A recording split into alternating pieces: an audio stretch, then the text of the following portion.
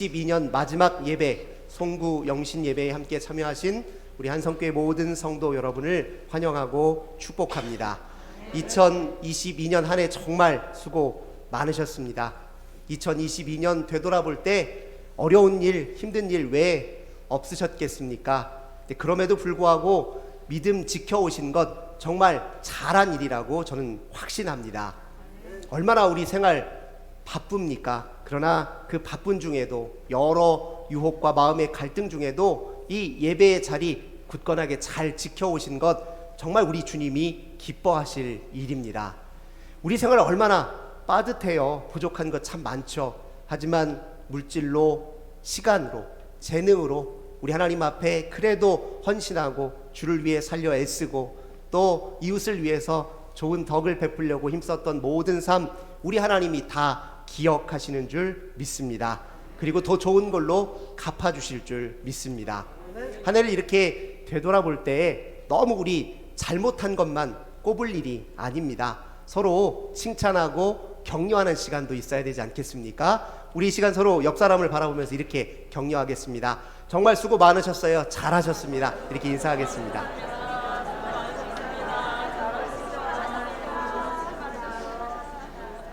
네, 감사합니다.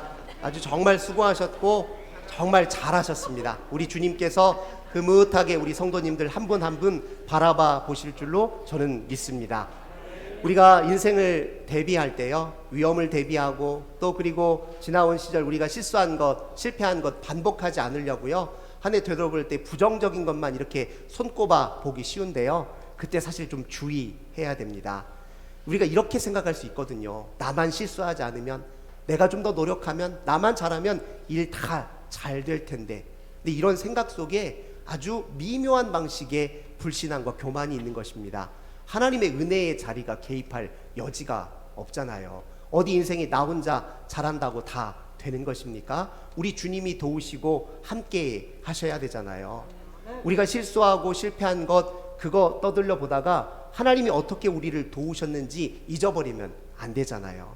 그래서 우리가 한 해를 되돌아볼 때 반드시 우리의 실수만 꼽을 것이 아니라 주님이 어떻게 우리 인생 가운데 함께 하셨는지를 반드시 회상하고 기억하고 고백하고 찬미를 올려드려야 됩니다. 우리 성도님들 올 한 해 주님 정말 감사합니다, 이런 고백으로 마무리하시고 새해를 맞이하시길 주님의 이름으로 기원합니다. 올 한 해 우리 하나님께서 우리에게 베푸신 은혜, 그 이면에 얼마나 우리의 인생에 숱한 고생과 고비들이 많이 있었습니까? 그때 우리가 얼마나 많은 실수가 있었습니까? 그런데 솔직히 생각해보면 내년에도 우리 그런 실수 또 할지 모르겠습니다. 똑같은 잘못 또 저지를지 모르겠어요. 똑같은 실패 또 만날지 모르겠습니다. 하지만 우리에게 진짜 희망은 어디에 있느냐면, 우리가 똑같이 실수를 반복하고 똑같이 잘못을 저질러라도 결코 우리를 포기하지 않으시는 그 주님의 사랑에 우리의 희망이 있다는 것을 믿으시기를 주님의 이름으로 기원합니다. 자녀가 좀 부족할 수 있죠. 좀 모자랄 수 있습니다. 성장이 더딜 수 있어요. 아직 완전히 스스로 제 역할 못할 수 있습니다. 하지만 그렇다고 부모가 어디 자식을 포기하는 법이 있던가요? 기다려주고 한없이 오래 참고 내가 지원해 줄 수 있는 최선을 다해서 지원해 주려고 하고 마지막까지 내가 할 수 있는 날 우리 자식을 지지하고 격려하라는 것이 부모의 마음 아닙니까? 우리 하나님의 마음이 우리를 향하신 그 마음입니다. 부모의 마음과 똑같습니다. 우리 더 잘되게 하시려고 하고요, 우리가 못한 것만 꼽는 것이 아니라 잘한 것 격려하시고 칭찬해 주시는 분이 바로 우리 주님이라는 사실을 믿으시기 바랍니다. 우리는 때로 주님께서 우리가 잘하나 못하나 이렇게 감시자로 서 있는 것처럼 느낄 때가 있지요. 하나님, 내가 잘못한 것 하나하나 다 꼽아서 심판하실지 모른다 이렇게 생각하기 쉬운데요, 그거 진실 아닙니다. 주님은 오히려 우리에게 변호자로 우리와 함께 계십니다. 우리를 변호해 주시는 분이 주님이세요. 그래, 이해할 만해. 네가 상황에 닥쳐 있는 그 상황 속에서 그런 실수 충분히 할 법해. 누구라도 그렇게 잘못할 수 있어. 누구라도 그렇게 잘못된 선택 내릴 수 있지. 나는 다 이해해. 다만 네가 날 좀 기억해 줬으면 좋겠다. 내가 너를 기다리고 네가 더 나은 삶으로 나오도록 내가 너를 지지하고 있으니 나를 기억해다오. 이 주님께서 우리에게 이렇게 말씀의 주신 분이라는 것을 꼭 믿으시길 바랍니다. 2023년요, 우리만 우리 인생 대비하는 것 아닙니다. 주님도 우리 인생을 위해서 대비하고 계셔요. 주님도 우리를 위해 준비하고 있는 것이 있습니다. 그것을 우리가 기대해야죠. 우리가 우리 인생을 위해서 준비하는 것, 또 주님이 우리를 위해서 준비해 주시는 것, 이것이 하나로 만나야 됩니다. 주님의 방식대로 인생을 대비할 수 있어야 됩니다. 주님이 우리를 위해서 대비하시는 것과 우리가 우리 인생을 위해서 대비하는 것 사이에는 약간 차이가 있을 수 있어요. 우리는 새해 무엇을 목표로 삼을까 이렇게 생각할 수 있습니다. 그런데 주님은 어떻게 하면 우리가 주님을 더 바라보고 의지하게 할 수 있을까, 아마 이것을 고심하실 것입니다. 우리는 어떻게 하면 더 잘하고 더 좋은 열매를 맺을까, 여기에 골똘히 생각하고 있을 때 주님은 어떻게 하면 이가 나를 의지하는 법을 터득하고 나에게서 힘과 지혜를 얻어 살아갈 수 있을까, 이것을 아마 고심하실 것입니다. 그래서 우리는 주님의 방식대로 인생을 대비하는 법을 터득할 필요가 있습니다. 나 혼자 내 인생 준비할 것이 아니라 주님과 함께 준비하고 대비해야 되겠죠. 오늘 우리는 본문의 말씀 통해서 어떻게 하면 우리가 주님의 방식대로 우리의 2023년을 대비할 것인가 함께 묵상해 보려고 합니다. 오늘 우리가 함께 읽었던 이 본문의 말씀은요, 이스라엘이 바벨론 때문에 나라를 잃고 삶의 터전을 잃고 지금까지 다 갖고 왔던 모든 것이 한순간에 다 무로 돌아갔을 때, 그때 하나님께서 이사야를 통해서 주신 말씀입니다. 이스라엘 백성들은 나라를 잃고 무너져가는 예루살렘을 보면서 엄청난 상실감과 좌절감에 빠져 있었겠죠. 그런데 문제는 이들이 이 상실감과 좌절감을 어떻게 처리했냐면 하나님께 전가하고 투사하는 방식으로 그걸 처리했어요. 무슨 말이냐? 하나님, 우리 버리셨네, 우리 곁을 떠나가셨네, 우리와 더 이상 함께하지 않으시네, 이런 잘못된 생각으로 그들의 상실감과 좌절감을 처리했던 것이죠. 우리도 때로 그럴 때 있습니다. 우리 인생의 부정적인 감정을요, 이렇게 바깥으로 투사하는 방식으로 처리할 때가 참 많습니다. 예를 들면 이래요. 화가 난 사람들이 종종 이런 말을 자주 하잖아요. 다른 사람 보고 왜 이렇게 나한테 화를 내? 화는 정작 자기가 내면서 남들한테 화를 낸다고 이야기합니다. 조금 외로운 마음이 들면요, 아무도, 한 사람도 날 알아주는 사람이 없고 나한테 관심 두는 사람이 아무도 없네, 이렇게 얘기할 때가 많죠. 인생이 조금 실망스러우면 내가 도대체 무슨, 내 인생에는 도움되는 것이 하나도 없네, 이렇게 말할 때가 있습니다. 그게 다 우리 마음속에 있는 부정적이고 괴로운 감정들을 바깥으로 투사하면서 처리하는 방식입니다. 그런데요, 이 괴로운 감정들을 다른 방식으로도 처리할 수 있습니다. 이 감정들을요, 하나님과의 관계 전환을 위한 신호로 받아들일 수도 있습니다. 예를 들면 이스라엘 백성들에게 찾아온 이 큰 상실감, 이 좌절감이요, 이것은 사실 어떤 사인을 갖고 있습니까? 네가 그동안에 무엇에 그렇게 목을 메고 살았느냐, 네가 목을 메고 살았던 그것이 과연 네 인생에 결정적으로 그렇게 중요한 것이냐, 그렇게 되돌아보게 만드는 일종의 사인입니다. 혹시 더 소중한 것 다 놓치고 산 것 아니냐, 이렇게 이스라엘 백성들에게 주어진 상실감은 하나님과의 관계 회복을 위한 일종의 전환 신호였던 것이죠. 그렇게 받아들이지 못하고 있으면 하나님이 우리를 버리셨어, 우리 곁을 떠나셨어, 이렇게밖에 결론을 내릴 수 없지요. 우리 인생에서 참으로 괴로운 감정들이 많이 찾아올 때가 있습니다. 그 모든 감정들을요, 하나님과의 관계 전환을 위한 신호로 받아들여야 우리가 주님의 방식대로 새로운 삶을 준비할 수 있습니다.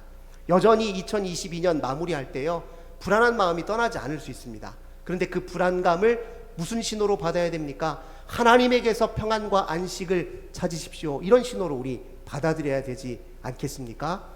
여전히 우리 마음속에요, 허탈감도 있을 수 있고 허무감이 있을 수 있습니다. 그런데 그것을 바로 하나님에게서 만족을 구하고 찾으라 라는 신호로 우리가 받아들일 수 있습니다.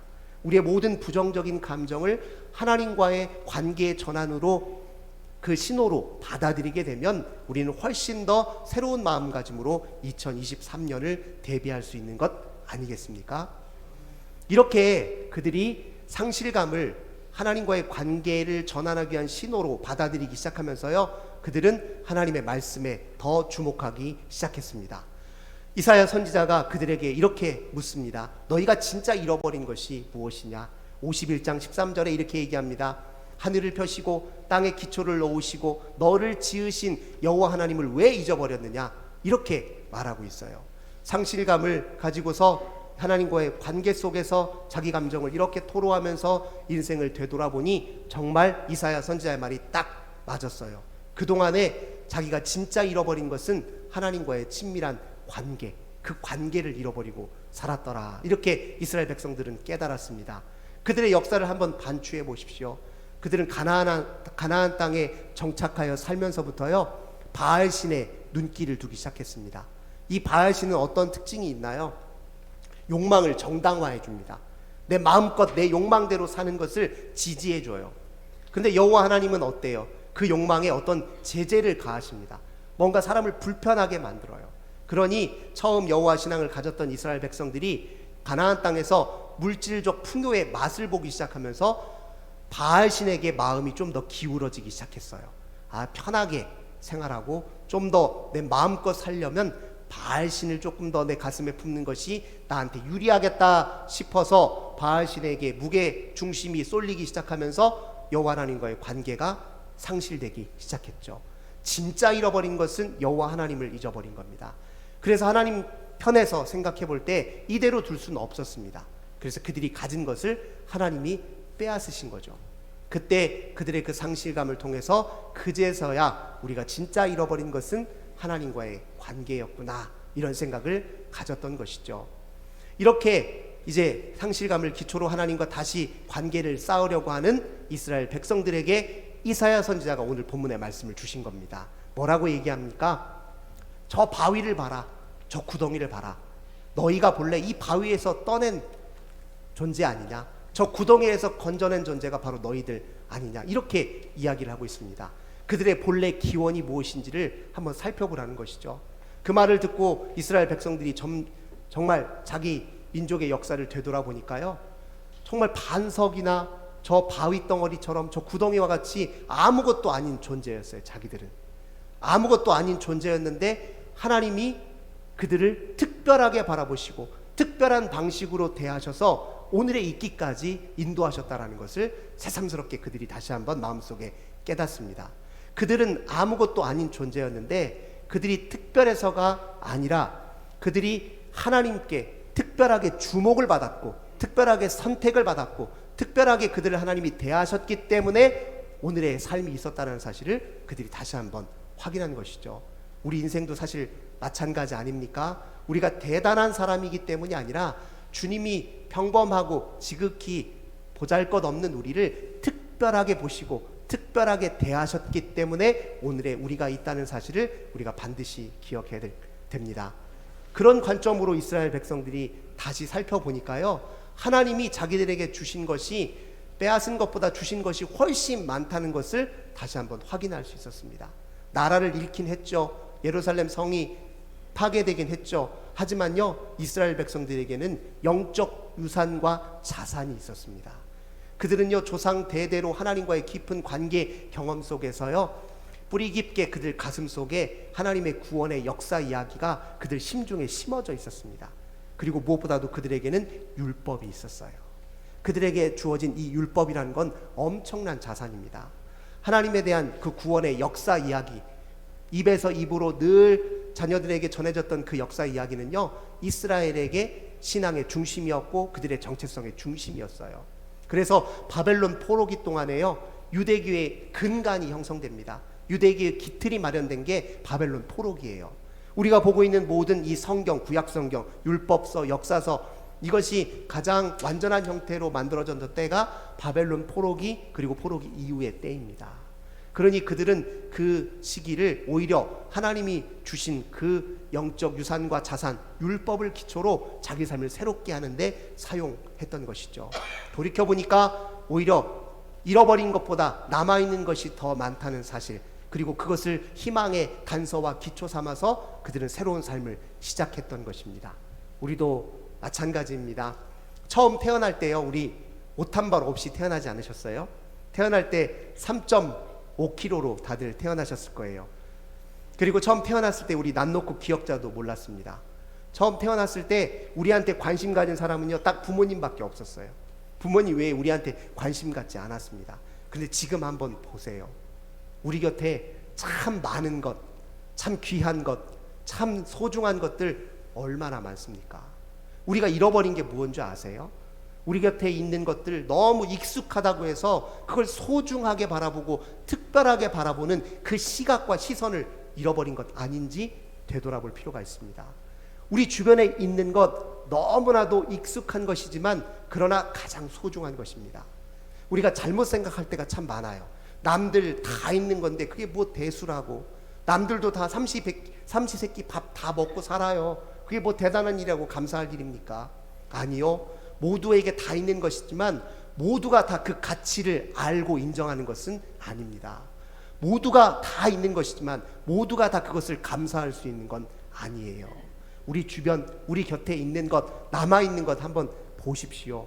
얼마나 소중한 것입니까? 내가 사랑하는 사람들 내 곁에 있어요. 나의 가족, 남들 다 있는 가족이지만요, 그 가족 누구보다도 소중한 사람 아닙니까? 내 곁에 날 사랑하는 사람 있지 않습니까? 날 그리워하는 사람 있어요. 내가 사랑하는 사람 있고 내가 그리워하는 사람이 있습니다. 내가 지금 얼마든지 가용하고 사용할 수 있는 자원들이 내 삶에 있습니다. 내가 당장 시작해 볼 수 있는 일, 내가 처한 상황 속에서 내가 할 수 있는 일들 있습니다. 너무나도 소중한 것들 이미 하나님이 내게 주셨잖아요. 그거 다 하나하나 다시 꼽고 새로운 눈으로 특별한 시각으로 바라보는 것이 2023년 주님과 함께 새해를 시작하는 우리의 마음가짐이 되어야 됩니다. 나태주 시인의 풀꽃이라는 시 아시죠?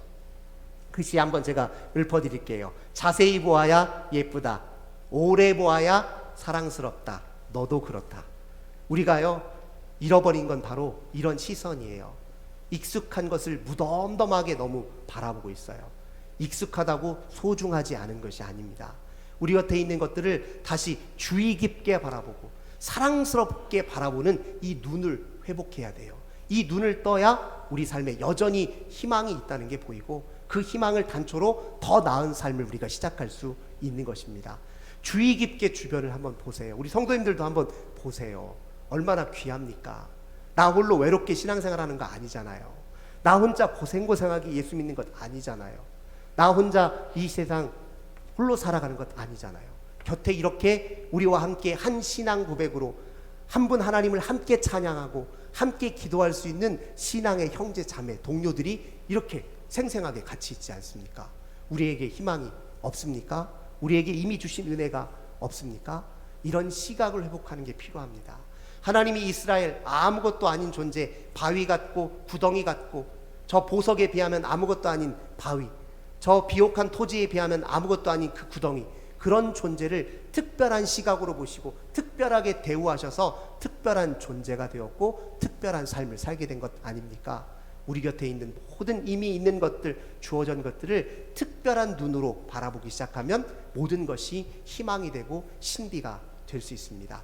1997년 8년에 체리 향기라는 영화가 있었습니다. 이 체리 향기가 당시에 이제 황금종려상을 받은 영화였는데요. 그 이야기를 잠깐 들려드리도록 하겠습니다. 그러니까 주인공이 무슨 이유 때문인지는 모르겠지만 죽어야 되겠다 생각했어요. 근데 죽을 때 홀로 죽는 것이 스스로 너무 가여웠는지 죽을 때 좀 도와줄 사람이 필요했던 것 같아요. 차를 몰고 밖으로 나갑니다. 그게 이제 이란 영화인데요.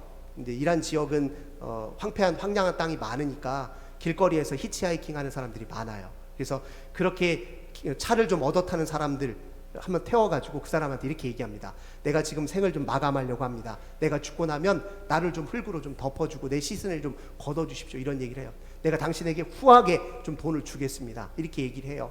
그런데 태운 사람마다 당연히 다 손살에 치죠. 내가 어떻게 그 일을 합니까? 손살에 칩니다. 그러다가 어떤 노인 한 분을 태웁니다. 이 노인은 굉장히 현자였어요. 내가 당신 그렇게 해주겠소 하면서 이야기 하나를 교훈으로 들려줍니다. 그 이야기, 그러니까 영화 속 이야기죠. 노인이 들려준 이야기는 무엇이냐면 어느 날 자살을 결심한 사람이 있어요. 나무에 목을 메어 죽어야 되겠다 생각했습니다. 이렇게 목을 매 죽을 나무를 찾아보니까 체리나무가 있는 거예요. 가서 체리나무에다 줄을 걸었습니다. 자기 목을 걸려고 하는 순간 마침 그때 그 체리나무에 체리 열매가 풍성하게 가득 열려 있었어요. 냄새를 보니까 참 맛깔스럽게 느껴져요. 마지막으로 죽기 전에 이 열매 하나 따먹어보고 죽어야 되겠다, 이렇게 생각하고 열매를 땄습니다. 입에다 넣고 오물오물 씹고 그 향기와 단맛이 자기 온몸을 감도는 순간 갑자기 살아야 되겠다라는 생각이 들었어요. 내가 죽으면 이제까지 앞으로 내가 누릴 수 있는 것, 이 체리 열매 같은 이 아름답고 소중한 것들 내가 다 누리지 못할까 싶은 생각이 드니까 살아야 되겠다는 생각이 들었습니다. 체리 열매 하나라도 살아야 될 이유가 있을 수 있습니다. 체리 열매 하나로도 살아야 될 이유가 되니 우리에게는 얼마나 우리 삶을 더 온전히 아름답게 성실하게 전심으로 살아야 될 이유가 얼마나 풍부합니까? 이 세상요, 살아갈 때 나 홀로 살아가는 것 아닙니다. 주님이 우리 곁에 계십니다. 주님이 우리 삶의 곳곳에 우리를 위해 마련해 두신 신비하고 좋은 것들이 얼마든지 있습니다. 우리가 우리 주변의 삶을, 나의 삶의 현실을 바라볼 때 시각만 달리하면 됩니다. 주님과 함께 새롭게 시작하시려면 좀 더 주의 깊게 우리를 보시고 사랑스럽게 우리의 삶의 현실을 달리 보십시오. 아내를 다시 보세요. 남편을 다시 보세요. 자녀들을 다시 보세요. 얼마나 사랑스럽습니까? 얼마나 존귀합니까? 나와 함께 호흡하고 나와 함께 교제하고 나와 함께 살을 맞대고 나와 함께 눈빛을 교환할 수 있다는 것 얼마나 행복한 일입니까? 저 따뜻한 햇빛 맞이할 때 얼마나 행복합니까? 봄 따스한 바람 맞을 때 얼마나 행복합니까? 삼시세끼 밥이요? 이거 한번 오물오물 잘 씹으면서 이것이 우리 속에 들어와서 우리의 삶이 되는 그 과정을 한번 반추해 보십시오. 얼마나 소중합니까? 우리 감사할 일이 더 많지 않나요? 우리 감격할 일이 더 많지 않습니까? 이렇게 감사와 감격으로 한 해를 마무리하고 새해를 맞이해야 우리에게 희망이 있습니다. 사랑하는 성도 여러분, 이미 우리 가진 것 많습니다. 이미 우리 누릴 것 많이 있습니다. 주님께서 주신 그 모든 것 기쁨으로 다 받으셔서 새해에도 여전히 하나님과 함께 날마다 감사하고 찬송하고 승리하시는 저 우리 모든 성도님들 되시길 주님의 이름으로 간절히 기원합니다. 참 좋으신 주님 감사드립니다. 되돌아보니 우리가 너무 무덤덤하게 우리 생을 바라본 것 아닌가 싶습니다. 우리가 기대하는 것 손에 얻지 못했다고 이미 우리에게 주어져 있는 소중한 것들을 그저 무덤덤하게 바라보며 산 것은 아닌지 되돌아봅니다. 주님, 평범하고 아무것도 아닌 우리를 특별하게 바라보시고 특별하게 대우하셨던 우리 주님의 그 사랑을 우리가 가슴에 품고 우리도 우리 현실을, 우리 주변의 사람을, 우리에게 주어진 모든 삶의 소중한 것들을 다시 한번 자세히 보고 가까이 보고 오래 보고 더 사랑하고 감사하는 저희들 되게 하여 주옵소서. 2023년 맞이하는 우리 모두에게 하나님께서 여전히 사랑하시겠다, 함께 하시겠다, 도와주겠다, 내 곁에 있겠다 약속해 주셨습니다. 그 약속 굳게 믿고 주님과 함께 새로운 삶을 시작하는 저희들 다 되게 하여 주옵소서. 주 예수님의 이름으로 간절히 기도하옵나이다. 아멘. 우리 함께